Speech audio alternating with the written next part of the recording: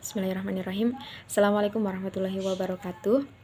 Dengan ini, saya atas nama Ayu Permata Aristaria menyatakan dengan sadar dan jujur bahwa saya menjawab dengan sepengetahuan dan kemampuan saya sendiri, tidak ada hasil diskusi atau campur tangan dengan orang lain maupun searching pada browser apapun. Jika saya berbohong, maka akan bersedia menerima konsekuensi apapun di kemudian hari. Yang nomor 2, jelaskan proses pelaksanaan penulisan review jurnal oleh kelompok dari awal hingga saat ini. Nah, jadi pada jurnal saya yang pertama itu ada latar belakang. Nah, latar belakangnya itu diambil dari pendahuluan jurnal, yang mana pada jurnal saya itu membahas tentang pemanfaatan material multifungsi yang dirancang untuk memenuhi segala fungsi. Nah, salah satunya itu menggunakan manufaktur aditif, di mana pada era industri ini manufaktur aditif itu lebih banyak digunakan daripada sistem fabrikasi tradisional, dikarenakan pada manufaktur aditif ini mempunyai beberapa kelebihan. Nah, salah satunya itu adalah mempunyai sifat matrik polimer yang memiliki kemampuan proses fleksibilitas. Nah, salah satu yang dihasilkan yaitu tinta magnetik pada mesin printing.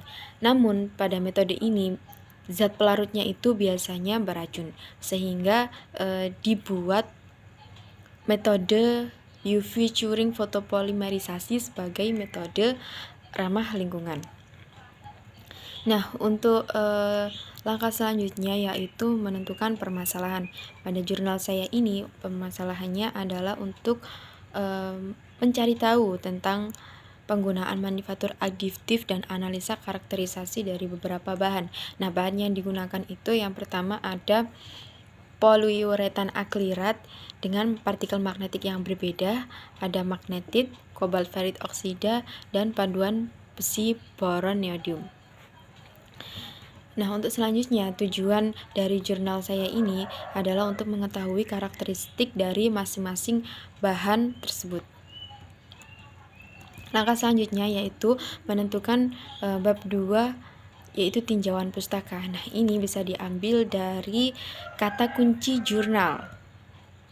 Lalu, untuk selanjutnya adalah menentukan bab 3 yang berisi metodologi penelitian. Nah, itu terdiri dari alat bahan, kemudian teknik karakterisasi, dan ada preparasi, di mana termasuk dalam prosedur penelitian. Untuk selanjutnya itu ada bab 4 isi.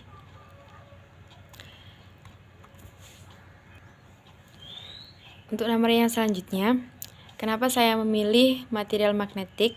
Karena saya ingin mengetahui dan ingin mendapat pemahaman perlu tentang struktur material, sifat-sifat material dari magnetik tersebut.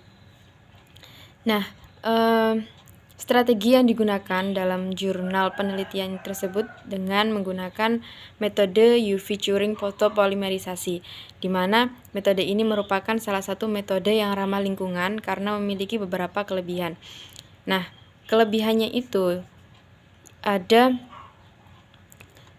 memiliki temperatur curing ruangan, pengurangan emisi organic compound atau efisiensi ruang dan energi. Untuk selanjutnya yaitu metode atau teknik penelitian. Nah, yang pertama ada preparasi, di mana 3 kumpulan magnet tersebut dikumpulkan lalu dikasih volume yang berbeda. Lalu diletakkan di bawah sinar UV untuk mendapatkan film yang stabil.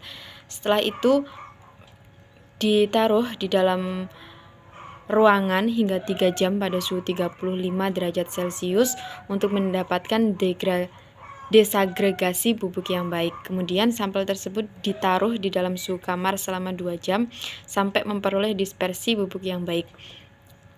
Lalu sampel tersebut diawetkan selama 90 menit sehingga dapat dicuci dalam rendaman 2-propanol selama 5 menit untuk menghilangkan sisa fotoresin cair.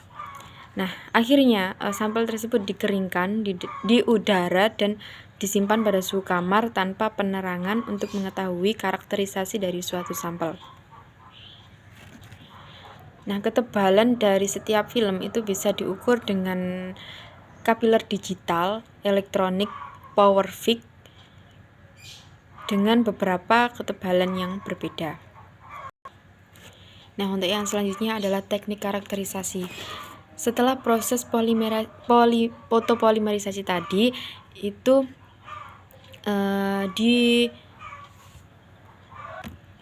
diambil 1 tetes sampel cairan berwarna buram disinari sinar UV di udara pada suhu kamar 5 menit. Lalu laju fotopolimerisasi tadi maksimum itu membutuhkan waktu untuk mencapai maksimal, sehingga diperoleh penampang sampel dengan menggunakan scanning elektron mikroskopi di mana tegangannya itu 10 kV dan perbesarannya 5.000 hingga 1.000 kali. Nah, pada semua kasus itu sampel dilapisi dengan emas sebanyak 20 nanometer yang mana dihasilkan karakterisasi kimia sampel nanokomposit itu dipelajari dengan menggunakan spektroskopi inframerah transformasi Fourier dalam mode refleksi total.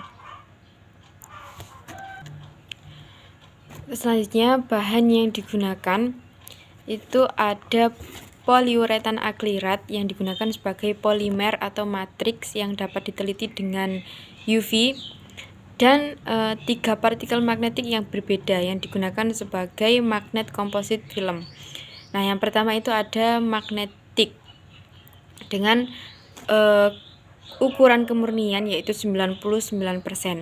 Dan yang kedua itu ada cobalt ferrite oxide dengan kemurnian 98%, dan yang terakhir itu ada neodymium iron boron alloy dengan kemurnian 99%. Demikian dari saya, kurang lebihnya saya mohon maaf. Wassalamualaikum warahmatullahi wabarakatuh.